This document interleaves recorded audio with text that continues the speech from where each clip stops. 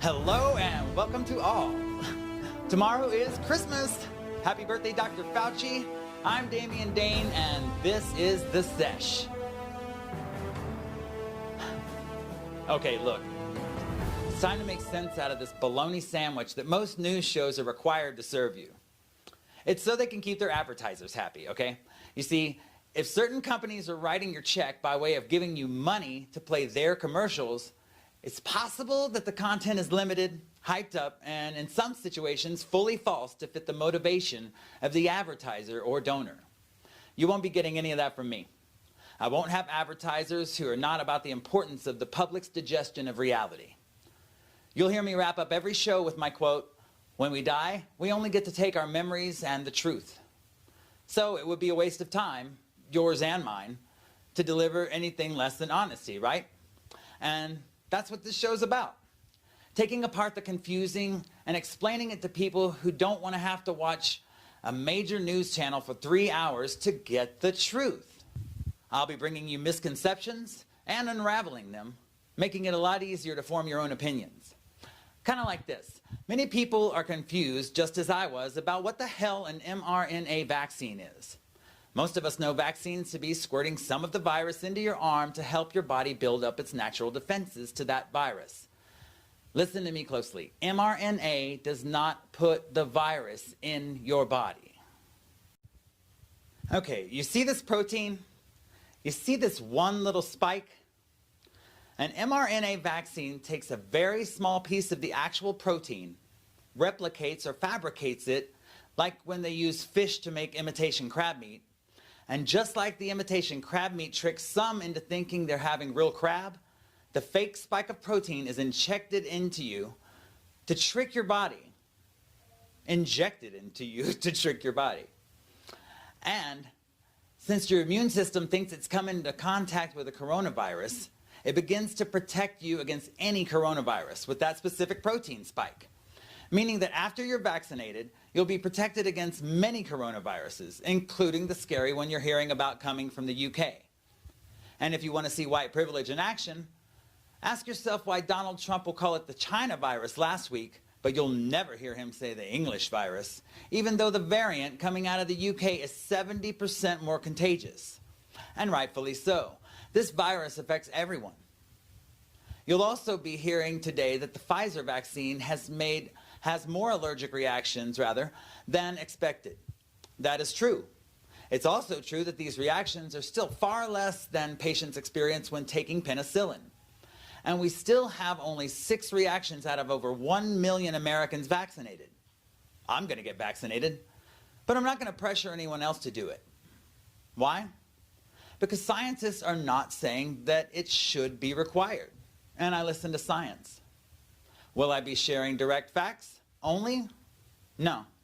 I'll be sharing my opinions and showcasing both agreeing and opposing views. I always invite people to share their views on this show. Get in touch with me if you'd like to join the Sesh. If you like my opinions, great. Subscribe and share. If you don't, hey, that's what makes this country great. Let's talk it through and hopefully we can both leave with a better respect of the other.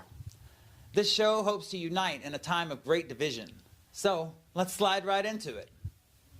Today we're discussing the COVID relief bill and why it's different than the omnibus spending bill, the multitude of points that people can be mad about more than a $600 check, pardons for 4 Americans who murdered women, children, and babies in Iraq, the audacity of a human being going to Mar-a-Lago right after vetoing the defense bill, effectively removing a scheduled pay raise from our troops. So here we are. It is freaking chaos. The outgoing president is holding up the aid that millions of Americans need to survive. He has literally turned up his nose about the COVID relief bill that has bipartisan support. And people say he wants $2,000 for us. No. No, he does not. He would have been involved a long time ago if that were the case. He's exhibiting the patterns of a sociopath that wants people to suffer because he didn't win. He's basking in the collective pain of an ununited States of America. But don't be confused about this COVID relief bill, okay? This meme among others, is circulating online, and it leads the reader to believe that massive amounts of taxpayer money is being shipped to our allies abroad in the name of COVID relief. These memes and claims are patently false, and I'll tell you why. That meme describes the omnibus spending bill, which is completely independent of the COVID relief bill. The omnibus spending bill would have happened with or without COVID. It's money we give other countries for aid, military, business, and trade. The omnibus spending bill is $1.4 trillion, and the COVID relief bill is $900 billion. The point? There is no money allocated in the COVID relief bill for foreign countries at all. Now, you may know that nothing gets a privileged person riled up more than pointing out their privilege. And as I said the other day, it's privilege that allows a person to scoff at or feel like they're better than or above a $600 check. Keep in mind, some people aren't getting it at all. Should we be satisfied with $600? Hell no. But there are plenty of other things about which to be angry. And people tell me, well, I'm angry for the people who have no food. Really? They don't need you to be angry for them. If you want to do something for them, give them your check. I literally saw someone post, "That's not even enough for a pair of shoes." There are people in real pain, and it doesn't do anything for them to post how $600 doesn't even pay rent. You're not paying attention to the eviction moratorium when you say that. And those of you who aren't having trouble with your rent and you have time to raise hell online, raise hell about this. Raise hell about Texas Attorney General Ken Paxton and how this guy got 17 different attorneys general in 17 states, along with over 100 Republican lawmakers, to sign on to an amicus brief, which is basically Latin for a launched attempt to stick their nose up other states' butts. This butt-nose brief was meant to overturn the election results in Michigan, Georgia, Pennsylvania, and Wisconsin. Texas essentially said, "Hey, y'all, we don't like the way you're making your chili." That really happened. They literally meant to overturn the election. That's freaking fascism. Raise hell over Mitch McConnell crying about his 3 martini lunches, holding tax protections for the poor hostage, unless he gets to have his $1,000 power lunches with other cronies who just want to chop the country up and sell it all for parts. Raise hell about Kirk Cameron hosting 3 different no-mask caroling events against CDC and local advice, putting people in danger in the name of God. Putting people in danger in the name of God is something several of Trump's fans enjoy, especially Trump's biggest fan. Raise hell about Trump pardoning 4 Americans who collectively injured 20 and murdered 17 unarmed Iraqi citizens in Nisar Square while they were just going about their business. You want to know who your baby killer is? It is the man who pardoned these 4 men for assaulting and killing over 30 innocent people, including women, children, and infants. Raise hell about Donald J. Trump vetoing the defense spending bill. That is a scheduled pay raise for our troops that has bipartisan support every year. That means both the Republicans and Democrats support it. Do you know how unusual that is? And Trump decided that our troops are not worth a raise because he can't lie on Twitter. I'm serious, read about it. Raise hell about over 3,000 people dying every day while Trump is violently inactive, violently complicit with Russia, violently hateful of our military, and violently ill. And now he's going to Mar-a-Lago, denying reporters or Americans one damn answer. Going to celebrate his holiday at his resort, no doubt enjoying nice dinners, while Americans stand in food lines on Christmas Eve, in the middle of a damn pandemic. All of this affects people in need.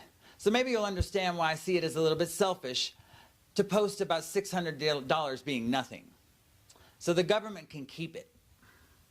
You should definitely be mad about the $600. It's your money. Personally, I think we deserve $16,000 each to cover $2,000 a month for the last 8 months. But don't forget the other reasons you're angry. People in need truly need you to be mad about everything rather than $600 that we weren't going to get until next year anyway, if McConnell had his way. And while everyone is wishing me, Dr. Fauci, and Jesus happy birthday, we need you to say thank you to Senator Bernard Sanders. Because without him, we wouldn't even have the possibility of direct checks before Christmas. And that's on period. So, what do we do about it? We have to change this in the future, right? I think we educate voters. I think it's truly weird that a massive number of people voted for a Democratic president, yet we left so many Republican senators in office. That has to be because of a lack of education. We must educate voters, especially young voters, and especially voters of color. I'm going to be making calls this coming Saturday, Tuesday, and Thursday to Georgia voters to convince them to vote for Reverend Raphael Warnock and John Ossoff, who happen to be standing out in the rain today, giving people who definitely could have used $600 today food, boxes of food. They're standing out in the rain doing that right now, while unelected Georgia senator and woman who may not but definitely will short circuit and explode, Kelly Loeffler, and inside tax scammer and man who is too scared to debate his opponent, David Perdue, are both sitting in their mansions, likely with tons of family, maskless, sipping wassail or the blood of the help, and regifting each other gallons of mayonnaise. Does that mean I want you to be mad this holiday season? No, absolutely not. I do want you to know everything about which you should be mad, though. My greatest wish is that you have a happy and abundant holiday tomorrow or whenever you celebrate. Dr. Fauci said Santa Claus was vaccinated and good to go. I don't know about you, but I'll be waiting up late just to see if I can hear some reindeer on the roof. I'll do my best to get an interview, since I asked him for an 8-foot boom mic. Don't forget to put out the cookies. Santa is whatever you want Santa to be. For me, Santa is the promise of happiness, peace, joy, and love, if we try to be good to each other all year. So let's do that. Let's be good to each other. Because when we die, we only get to take our memories and the truth. Thank you for sharing some truth with me.